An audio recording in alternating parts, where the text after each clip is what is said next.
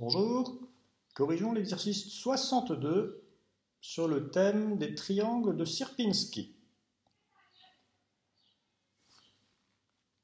On voit ici en illustration trois figures et on va nous expliquer comment construire ces figures. Étape 1. On construit un triangle équilatéral qu'on prend pour unité d'aire. On nous demandera ultérieurement de choisir 8 cm comme longueur du côté. On fait tout de suite. On trace un segment de 8 cm de long. Et pour obtenir un triangle équilatéral sur cette base, on utilise le compas. On trace le cercle qui a pour centre ce point et qui passe par ce point. C'est un cercle de rayon 8 cm. On fait la même chose de l'autre côté, c'est-à-dire qu'on trace le cercle de centre ce point de même rayon, et on obtient deux arcs de cercle qui se coupent en un point qui est ici. Tous les points qui sont sur cet arc sont à 8 cm de ce point. Tous les points qui sont sur cet arc sont à 8 cm de celui-ci. Le point d'intersection des deux arcs est sur les deux arcs. Donc il est à la fois à 8 cm de ce point et de ce point. Le triangle formé par ce point et ce point est donc un triangle équilatéral de côté 8 cm. Étape 2. On trace les trois segments joignant les milieux respectifs des côtés du triangle. Les milieux ont été placés ici, ici et ici. Ce qu'on peut faire soit avec la règle graduée en divisant par 2, ce qui nécessite de savoir compter, soit uniquement au compas et à la règle non graduée en utilisant la technique de construction des médiatrices. On enlève le petit triangle central. Donc en fait, on va manger l'intérieur de cette espèce de triangle en chocolat. Il reste trois petits triangles qui se touchent par leur sommet, dont les longueurs des côtés sont la moitié de celle du triangle de départ. Voyons voir. Hop. Je mange le milieu. Et il reste effectivement trois triangles, trois nouveaux bouts de chocolat, dont la longueur des côtés est bien de 4 cm, la moitié des 8 cm. Ce sont aussi des triangles équilatéraux. Et il y en a maintenant trois plus petits morceaux de chocolat qui restent. Étape 3. On répète la deuxième étape avec chacun des petits triangles obtenus. On va donc manger l'intérieur de chacun des triangles en chocolat qui restent. Alors, je mange l'intérieur de celui-ci. Je mange l'intérieur de celui-là. Et je mange l'intérieur de celui-ci. Voici le résultat de l'étape 3. Construis sur ton cahier les triangles obtenus aux étapes 3, c'est fait, et 4. Alors pour l'étape 4, il faut donc manger l'intérieur de celui-là, de celui-là, de celui-là, de celui-ci, de celui-là, de celui-là, de celui-là, de celui-là et de celui-là. Ça fait 1, 2, 3, 4, 5, 6, 7, 8, 9 bouts de chocolat dont on va manger l'intérieur. Et on obtient le triangle de l'étape 4. Question suivante. Quelle fraction d'air représente la partie hachurée obtenue aux étapes 1, 2 et 3? Affichons ces étapes. C'est l'étape 1, quand on n'a encore pas commencé à manger. Étape 2, on a mangé le milieu du grand triangle. On en a mangé un quart. Et étape 3, on a mangé les milieux de ce qui restait de l'étape précédente. Alors sur l'étape 1, rien n'a été mangé, donc il reste la totalité du triangle qu'on choisit pour unité. Donc ça c'est une unité de morceaux de chocolat. À l'étape 2, on en a mangé un quart. Tous ces triangles, le triangle déjà mangé et les triangles restants, les trois triangles restants, ont une même aire. Comme on en a mangé un des 4, il reste 3/4 de la surface initiale. Pour l'étape 3, alors, on a vu qu'il restait 9 petits morceaux de chocolat. Et on a mangé des petits morceaux équivalents, on en a mangé 1, 2, 3, et celui-ci, il est constitué de 1, 2, 3, 4 morceaux déjà mangés de cette taille.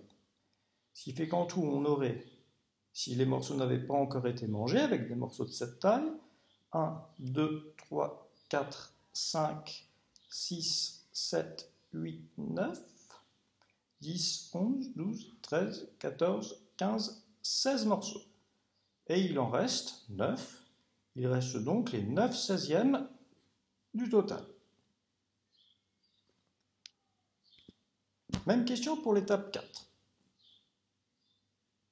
De deux façons différentes, en regardant le schéma puis en faisant le calcul. Repartons de l'étape 3. Comment on passe de l'étape 3 à l'étape 4? Début de l'étape 3, on sait qu'il nous reste 9 16e du chocolat. Et pour manger l'intérieur des morceaux qui restent, on commence par tracer les rainures sur lesquelles dans lesquelles on va découper le chocolat. Et on aura donc ici un morceau à manger, ici, ici, ici, ici, ici, ici, ici et encore ici. Allons-y. Remarquons que la taille des morceaux de chocolat qu'on considère maintenant, c'est des petits morceaux comme ça. Et donc, les 9 anciens morceaux, ça c'est les anciens morceaux, il y en avait 9, ben, ces 9 anciens morceaux vont devenir 9 fois 4 nouveaux petits morceaux. 1, 2, 3, 4, etc.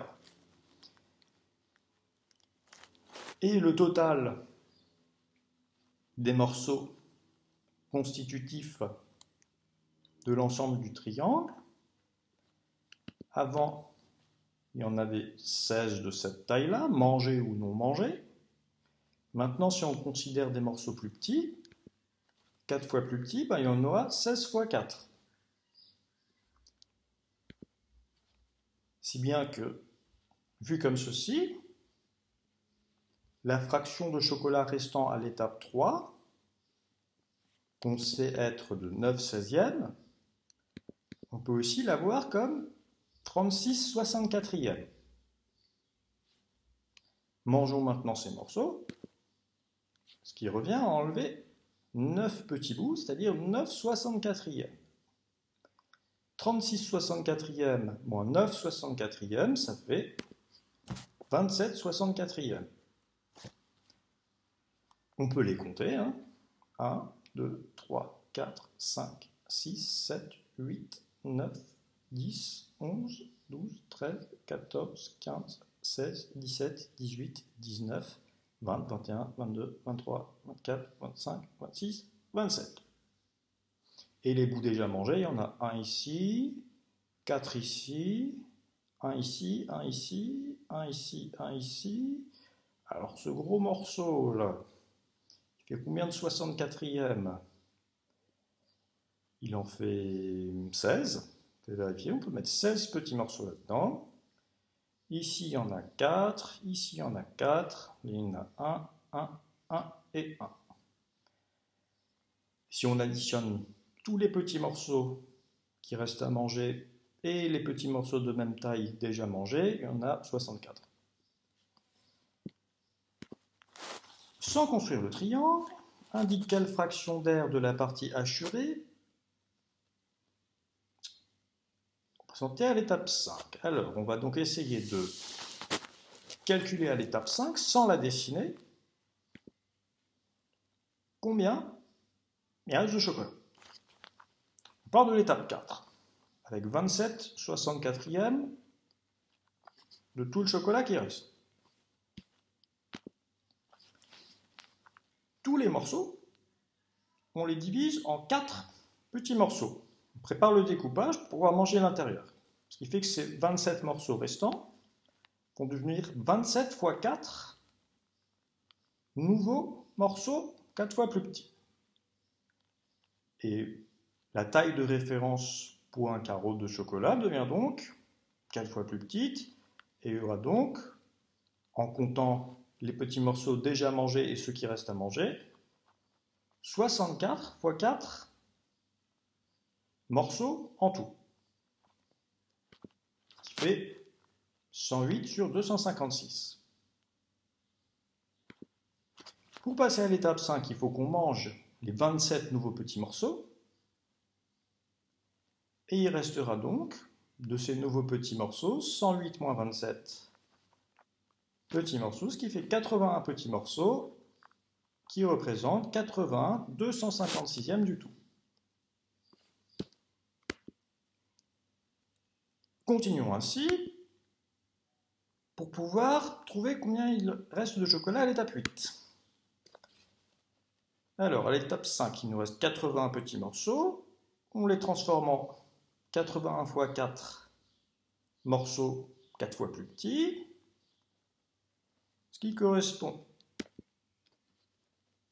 à une tablette dans laquelle il reste 324 petits morceaux sur 1024. Et on en mange, pour passer à l'étape 6, on en mange 81, un par ancien morceau de l'étape précédente. Il en reste donc 243 sur 1024. Pour l'étape 7, on continue pareil. On transforme les 243 petits morceaux qui restent en 243 x 4 nouveaux petits morceaux. On en mange 243, ce qui nous donne 972 petits morceaux qui chacun représente un 4096e de tout le chocolat, auquel on retranche le chocolat qu'on mange, et il reste donc 729 petits carreaux qui à chacun représentent un 4096e du tout à l'étape 7. Pour l'étape 8, on continue selon le même principe. On coupe en 4 les 729 petits morceaux qui restent. On mange les 729 milieux des morceaux de l'étape 7.